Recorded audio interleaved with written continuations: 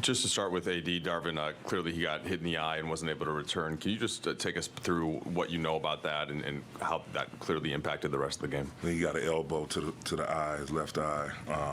Wasn't able to see out of that left eye, vision blurred. But he was looking at the doctors.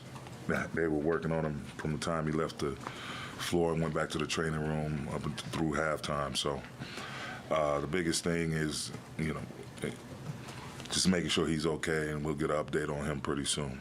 And what was your perspective on all of the delays, the reviews, and then the shot clock and just all that, and from just an entertainment standpoint, and then also as somebody trying to play the game? I mean, it's tough. The game, we try to get possessions, you try to get the game back going, and I think it may have been four times where we thought we were going to get it going, and it just still, the shot clock wasn't working. The regular game clock was working, but the shot clock was malfunctioning. So it's hard. Guys stiffen up real quick after playing with such high intensity. And it throws off the rhythm of the game, but it's out of anyone's control when the computer malfunctions. So it is what it is. Tip your cap to them. They came in and played a hell of a game. Had a couple of different guys step up at different segments of the game, and we had some guys that played well, competed throughout, but some looks we normally make, we missed. Coach, how confusing was it for your team to have to go through all of those inconsistencies and whistles at the end of the contest? It's tough. It's tough because you're figuring out ways, and one of the challenges I think they realized, Brian Hill was on the sideline, so we get 3 points taken away. Clock malfunctions while we get about to get a defensive stop. They end up getting 2 points when it should have been a shot clock violation. It's just a lot. And then all the stoppages down the stretch, it's a lot. It throws off the rhythm of the game. And, again, it's out of your control. There's really, the clock operator is looking with his palms to the sky like computers are computers. So it is what it is. Speaking of out of your control, when AD goes out, it sounds like two completely different games. In real time, what was that like trying to make that adjustment? And when did you know for sure he's not coming back? As halftime was winding down, we got the word, but Jack stepped in, played his ass off, played a hell of a game, a lot of energy, rebounded well. It shifts everything. When you lose one of your main pieces, it's going to change your rotation. It's going to change the groups and the lineups that you're accustomed to having out there. It eliminates size. They're a smaller team at the rim, so it takes another 7-footer out of the game for us. But it's tough. But, I thought we pushed through, and, offensively we got great looks. It just didn't go down. But I thought we maintained well in spite of that unfortunate circumstance. Darvin, a couple for you. Had you seen a situation where a 3-pointer or a 2-pointer was reviewed and the basket was completely taken off the board before? I haven't seen that. Before. Did they give you an explanation as to whether or not your challenge allowed them to look at that, or well, was that? They said New York looks at everything. Any three that's whatever. That was the explanation I got. That was so that. It is what it is. I mean, it's good to know now how the process goes, but they said it was kind of out of their hands or whatever. But again, their points didn't get taken away because the clock malfunctioned. They continue to play through, but it is what it is. I think at one point earlier this season, LeBron kind of sat in the locker room and was sort of said, like, we can't win without AD. I mean, like, he's that important to us.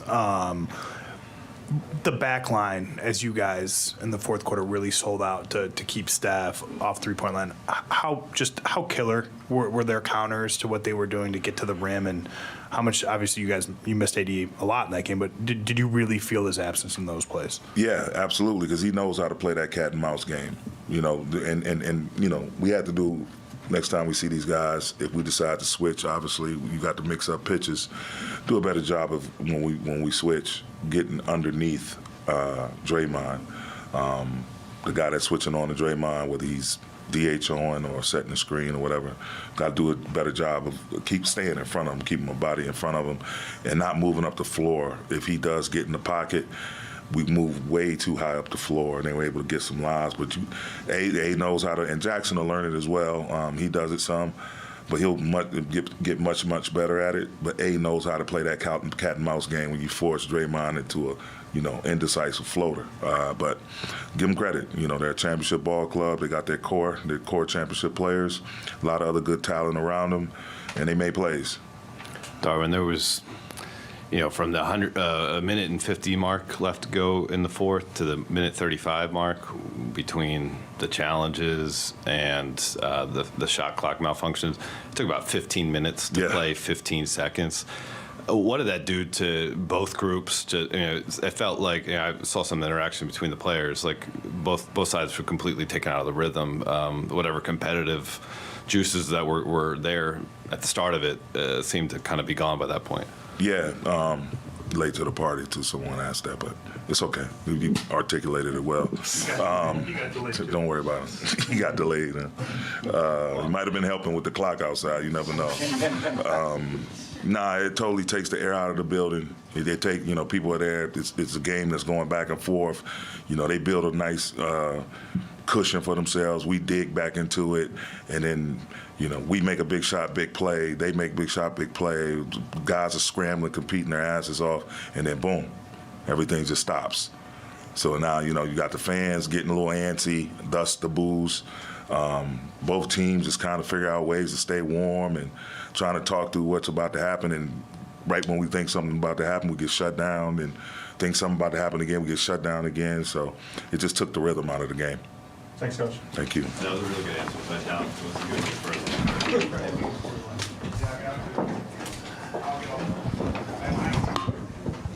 Get it.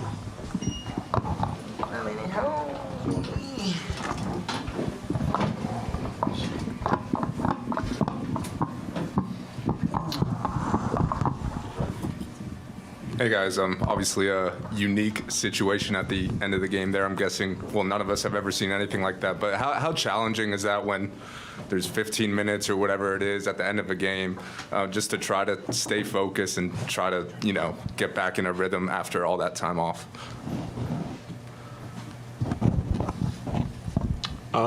It's tough, but at the end of the day, the refs got to, get it right. I know it's not them, but they can't just let it go on with the shot clock being messed up or whatever. So I think they did a good job. It's just an unfortunate situation. Kind of just out there standing around. That's really it. That's really it. Guys, how did AD look to you when you saw him at halftime? Was the eye, did it completely close, almost like a boxer? What did you see? I haven't seen him. Obviously you guys miss his presence defensively a ton, but the way that you guys were guarding them so aggressively at the three-point line, how much did it hurt you guys not having him kind of back at the rim? And that's typically like you're so used to kind of funneling guys his direction. Yeah, anytime you lose AD on the defensive end, offensive end, regardless of what it is, it's tough. But, I thought Jack stepped up and played, a really good game. But like I said, anytime you lose AD on, both ends of the floor, it's tough. But we got to figure out ways to be better and win games when he doesn't play. D'Lo, you guys came into this week with a game against a team just above you in the standings and a game against a team just below you in the standings. Didn't win either of them. What does that do to kind of the momentum you guys had been building, and what is it going to take to get back in the right direction? It's going to take everything to scrape out some wins at this time of the year. They all matter. Not really familiar with the standings, but I just think that that's just the momentum at this time of the year. Every game matters. Standings, all that matters. So, For both of you guys, there was a couple minutes left in the second quarter. At that point, you guys were shooting over 60%. It fell off in the third quarter. How much of that was because of AD being out and being part of the flow, or was it something different? I think it has a lot to do with that, We're not accustomed to playing without him. He's played almost every game this year, right? So, Right. That's something that is unfamiliar for us, but it's no excuse. Jackson played his ass off. Everybody else that came in, stepped up to the plate, but that's a tough team, well-coached team, so it's not going to be easy. Did it take the, for lack of a better word, wind out of your sails, emotion when they overturned LeBron's three because it was such an improbable three? It felt like, okay, we're making a turn. I mean, the game goes from a 4-point game to a 7-point game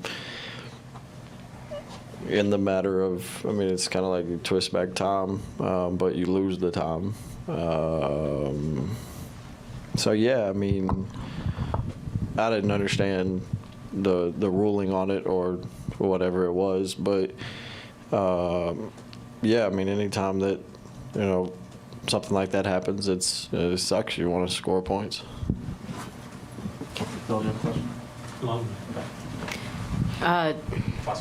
Austin just mentioned it, but it went from 7-point game to a 4-point game. D'Lo, with all those stoppages late in the game, the first question was kind of about this, but how much did it kind of kill the momentum? Because the crowd was really into it as well at that point, but after all the whistles, it kind of felt like the energy died down. Did you feel that? Yeah, it just seems a little unfair. So I'd rather not really go in on that. I don't want to get fined. Thanks, guys. Before we got to the shot clock issues, which we understand is a technological thing, the lengthy reviews, what's your feeling on the balance of trying to get it right versus the entertainment product, the players staying in the rhythm that they're in, especially in a tight game? Well, obviously it messes with the rhythm, but at the end of the day, you want to get it right. So it's unfortunate what happened, but you want to try to get it right, obviously, and our crew has a job to do, which is the referees. They have a job to do, and they have to do it at the best they can, so all good. AD not being there, it clearly impacts you guys in a lot of ways, perhaps most of all on defense. So what's the challenge there, and how did you guys try to account for that after he left in the first quarter?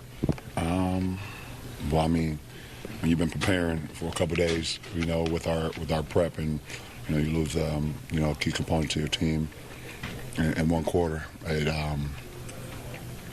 try to pick it up, but obviously there's some things that we can't do without AD. There was a game at one point in time where you sat right here and we were talking to you, and we had asked you, like, can you guys win without AD? And you were like, no, we need that guy. How did you try to make up for it tonight? Where did you find some success, and where do you feel like you missed? Also, the team? Yeah, and where do you think you feel like you missed the most? I mean, obviously, us having another threat always on the floor, both offensively and defensively, versus a team that has multiple threats, so, obviously when you lose AD, it just hurts the balance of our team. We've been pretty good. Our coaches have been pretty good with having a certain rotation, and how we work in our rotation, so that changes a lot of things, so. It was obviously, Golden State, you tip your hat to them. They played exceptionally well. Obviously, having Steph back changed their dynamic. You can see the difference between when Steph was on the floor and the last couple games when he didn't play. So, it's just tough when you have a big component to piece to the puzzle, and then you don't have it. Did you see him at halftime? Did his eye just look totally closed up? Yeah. It was starting to close up on the court. Yeah, it was totally closed at halftime. With all the confusion that was going on the court, what were you telling your teammates to try and maintain their concentration? No, I was just stay loose probably as much as we could. I mean, obviously, it was a lengthy pause of the game, and we had to play a set that was called. They overturned the Draymond Green play with him stepping on the line. So we had a set, and whenever the game was resumed, we just tried to execute that. And unfortunately, we did. I would turn the ball over. Have you ever gone through anything like that before?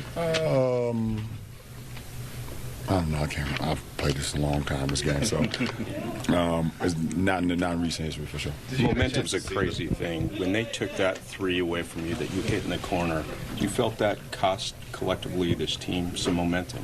Oh yeah, it was good momentum. Obviously, I've never seen that be called before like that in that particular time. That was kind of weird, but yeah, it took some momentum away from us. Did you get a chance to actually see the video, like the screenshot of your foot? No. It's kind of similar to the Minnesota, just the back of the heel versus. I mean, did that go through your mind at all, the Minnesota situation? I didn't believe I stepped on the line, obviously. I knew how much space I had over there.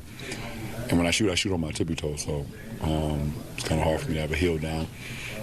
Probably after I shoot, I was in land, but it is what it is. And LeBron, did you get any clarification as to why they reviewed it in the first place? No. I think all 2s and 3s are reviewable, I believe. But at the same time, I'm not quite sure because in the third quarter, Golden State had a reset of the shot clock. And they scored on that possession, and that wasn't reviewed. So I'm just not, I don't know. LeBron, in the second quarter, as a team, you guys were shooting with just 2 minutes before half, over 60%. Yeah. When it changed drastically in the third, do you feel that was because AD was out and there wasn't the movement, or was it something else? No, I mean, the game's going to change. You can't dictate what the second quarter is going to be the third, and the third is going to be the fourth, and first, whatever. No, the game changes. It's a very good team over there, obviously. And they made some adjustments probably at halftime, and I think in the third quarter we came out and missed some really good shots and really good looks, and, they played, better than we did in the third. Thanks, LeBron. Thank you, sir.